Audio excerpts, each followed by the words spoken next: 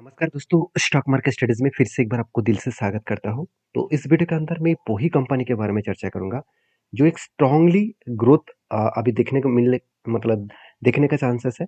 साथ ही साथ एक स्ट्रांगली लेवल को ब्रेकआउट करने का कोशिश करेंगे। तो चलो एक-एक करके सारे डिटेल्स आपके साथ शेयर कर लेता हूँ। सबसे पहले मैं डिस्कशन करूँगा बजाज फाइनेंस के बारे में। देखिए, बजाज फाइनेंस के जो आईपीओ आने वाले हैं, बजाज फाइनेंस ग्रुप के ही, तो बजाज हाउसिंग फाइनेंस कंपनी, तो उसका 3 लाख सब्सक्रिप्शन हुआ है। 3 लाख सब्सक्रिप्शन तो एक हाई लेवल का सब्सक्रिप्शन हुआ है। मतलब बजाज फाइनेंस का लिस्टिंग गेन बताया जा रहा है कि 100% लिस्टिंग गेन होने का चांसेस है। तो आप कहेंगे सर बजाज फाइनेंस में इसमें क्या मतलब क्या फ़ायदा है? तो वो तो बजाज हाउसिंग फाइनेंस का लिस्टिंग होने वाला है। तो इसमें बजाज फाइनेंस का क्या फ़ायदा होने वाला है? देखिए, मान के चलिए आपका एक बिज़नेस है। आपका एक बड़ा बिज़नेस है और उस बिज़नेस के अकॉर्डिंग आपने और 2 अलग-अलग छोटे-छोटे बिज़नेस को ओपन किया है। तो आपके छोटे बिज़नेस के अगर फ़ायदा होगा, तो क्या आपका अचीवमेंट नहीं है? बिल्कुल है ना? तो उसी तरीके से दूसरी कंपनी का अगर अचीवमेंट है, तो डायरेक्टली बड़े कंपनी का भी अचीवमेंट है।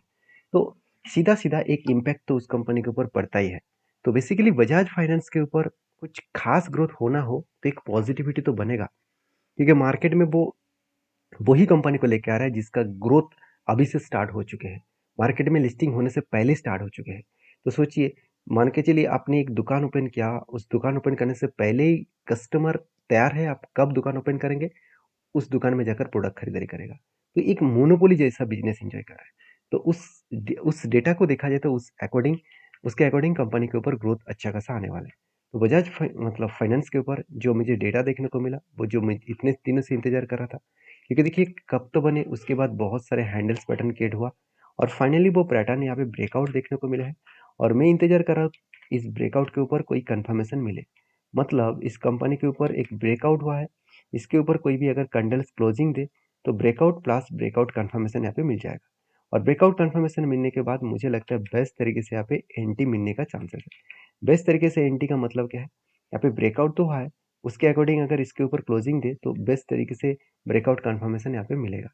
तो मुझे लगता है जो सिचुएशन क्रिएट हुआ उसके अकॉर्डिंग कंपनी में आगे जाने के लिए, आगे जर्नी करने के लिए बहुत काफ़ी है। तो बाकी इस कंपनी के ऊपर जो लेवल्स है, उस लेवल्स के हिसाब से बात करूँ, तो कंपनी यहाँ से अगर कंटिन्यूअसली जर्नी करे, तो कहाँ तक जा सकते हैं? इस हाई लेवल तक। जो लेवल निकल कर है करीबन-करीबन 15% के आसपास। तो बेस्ट तरीके से एक लेवल देखने को मिला है। इस लेवल्स के अकॉर्डिंग कंपनी अच्छा खासा जर्नी कर सकते हैं। तो मेरे हिसाब से इस कंपनी के ऊपर मैं पॉजिटिव हूँ। बाकी आपके क्या व्यू है? ज़रूर मुझे कमेंट्स करके बता सकते हैं। क्योंकि बजाज फाइनेंस के ऊपर डाउट होने का चांसेस ही नहीं है, क्योंकि कंपनी के रेवेन्यूज़ हर साल बढ़ते चले गए और प्रॉफिट का ग्रोथ भी स्ट्रांगली एक ग्रोथ होता देखने को मिला है। तो बेस्ट तरीके से रेवेन्यूज़ एंड बेस्ट तरीके से प्रॉफिट ग्रोथ यहाँ पे देखने को मिला है। उसके अकॉर्डिंग में इस कंपनी के ऊपर पॉजिटिवली एक मतलब ग्रोथ यहाँ पे देखने को ज़रूर मिलेगा। तो बाकी आपकी क्या ओपिनियन है? ज़रूर मुझे कमेंट्स करके बता सकते हैं। तो नेक्स्ट जो कंपनी है उसके बारे में चर्चा करूँ, उसके नाम है वरुण बेवरेजेस लिमिटेड। तो बेसिकली कंपनीज़ के ऊपर जो स्प्लिट का अनाउंसमेंट किया गया था कि कंपनी 5 का जो फेस वैल्यू है उसको ₹2 बनाएगा। मतलब हर एक के बदले कंपनी को 3 शेयर देने वाले थे। तो उसके अकॉर्डिंग मुझे लगता है बेस्ट तरीके से यहाँ पे ब्रेकआउट सॉरी मतलब स्प्लिट मिलने के बाद कंपनी के एडजस्टमेंट प्राइस भी आ चुके हैं। और उसके अकॉर्डिंग कंपनी का जो डेटा है, वो डेटा के बारे में एक बार मैं चार्ट को दिखा दूँ। तो चार्ट देखिए, जो अराउंड देखा जाए ₹1500 के ऊपर चला था, आज उसका एडजस्टमेंट प्राइस कहाँ पे हो चुका है? ₹600 के आसपास।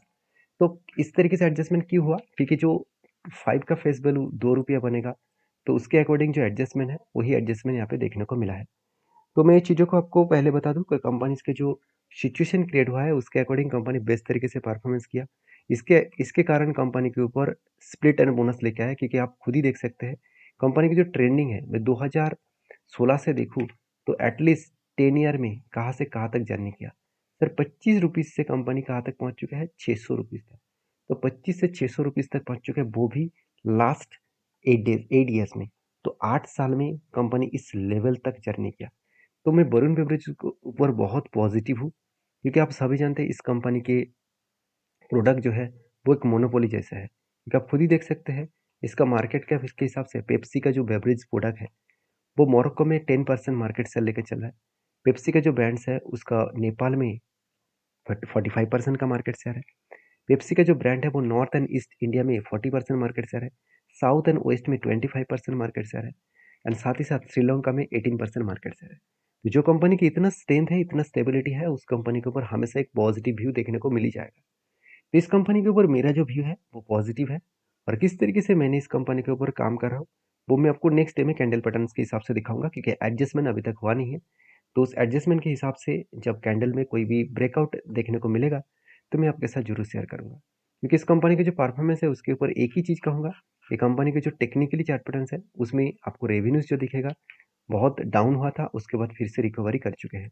उसके अकॉर्डिंग प्रॉफिट भी बहुत डाउन हुआ था, 1000 से 140 करोड़ बने, वहाँ से कंपनी बिग बट अच्छा खासा एक जर्नी किया, मतलब 1000 करोड़ से वो 1200 करोड़ तक कंपनी का प्रॉफिट जर्नी किया है। तो बेस्ट तरीके से यहाँ पे प्रॉफिट जर्नी देखने को मिला, जो कंपनी को आगे बढ़ाने के लिए काफ़ी है।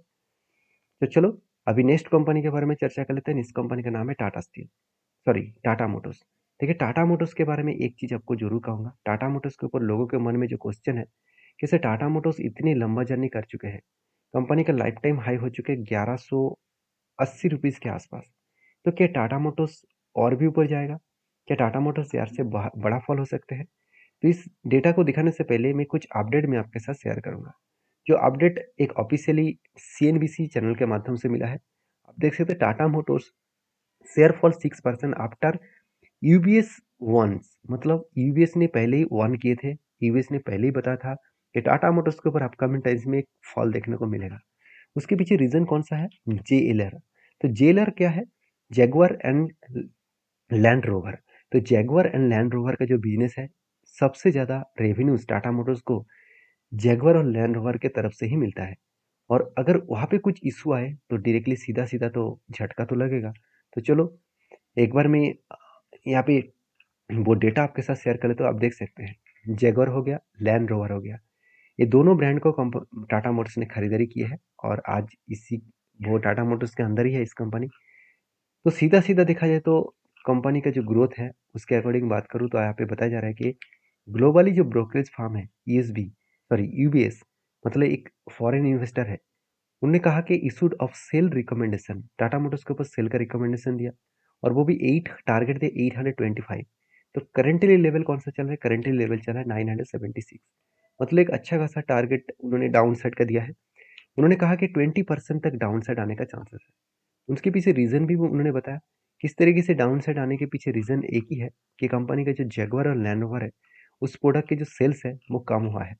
तो जैगुआर एंड लैंड रोवर का जो सेल्स है वो कम होने के कारण कंपनी का सेल्स में कंटिन्यूसली जर्नी देखने को मिलेगा।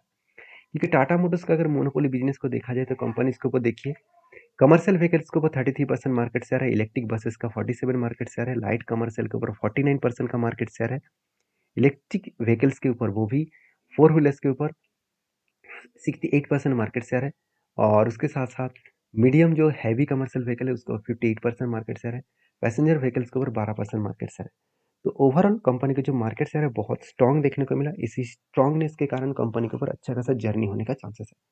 तो मुझे लगता है जो जो डेटा और जो जर्नी यहाँ पे देखने को मिला है, उस डेटा और जर्नी के बेसिस में कंपनी के ऊपर एक स्ट्रांगली ग्रोथ यहाँ पे देखने को मिलेगा। तो बाकी आपकी क्या ओपिनियन है, आपकी क्या राय है, जरूर मुझे कमेंट्स करके बता सकते हैं।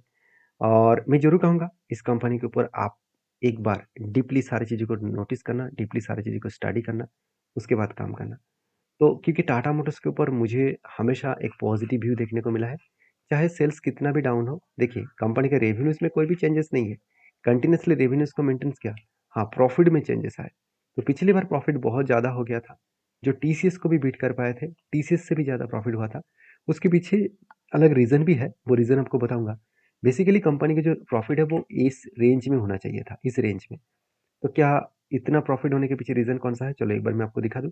देखिए कंपनी का ऑपरेटिंग प्रॉफिट देखेंगे तो हर साल में ठीक ठाक है, सेम टू सेम रेंज में है, 13 से 17 हज़ार करोड़ के आसपास।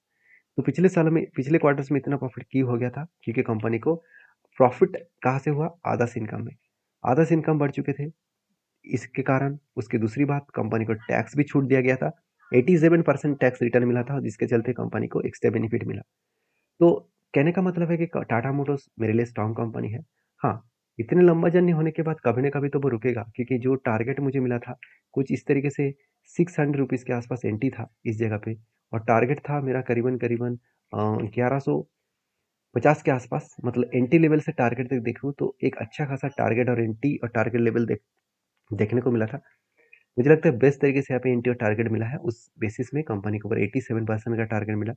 तो अभी फिलहाल के लिए मुझे तो इंतजार करना पड़ेगा, क्योंकि इतनी बड़ा लंबा जर्नी होने के बाद कंपनी के ऊपर एक बिग बाउंस तो हो चुके हैं। अभी एक प्रॉफिट बुकिंग तो होगा।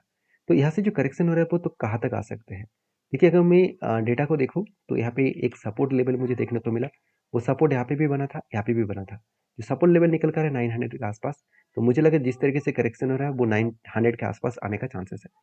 बाकी आपके क्या व्यू है इस कंपनी के ऊपर, जरूर कमेंट्स करके बताना। मेरे व्यू आपके साथ शेयर किया हो, उसको आप जरूर एनालिसिस करके देख सकते हैं। नेक्स्ट कंपनी है सेक्सॉफ्ट लिमिटेड।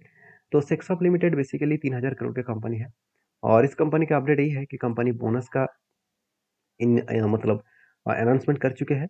हर 4 शेयर के बदले आपको 1 शेयर मिलेगा, क्योंकि 1:4 रेशियो का मतलब होते हैं हर 4 के बदले आपको 1 शेयर कंपनी देने जा रहे हैं। उसका डेट भी मेंशन किया गया है। आप एक बार इस कंपनी के ऊपर डीपली रिसर्च करें, उसके बाद काम करें। वीडियो अच्छा लगे तो प्लीज़ लाइक करना। Thank you.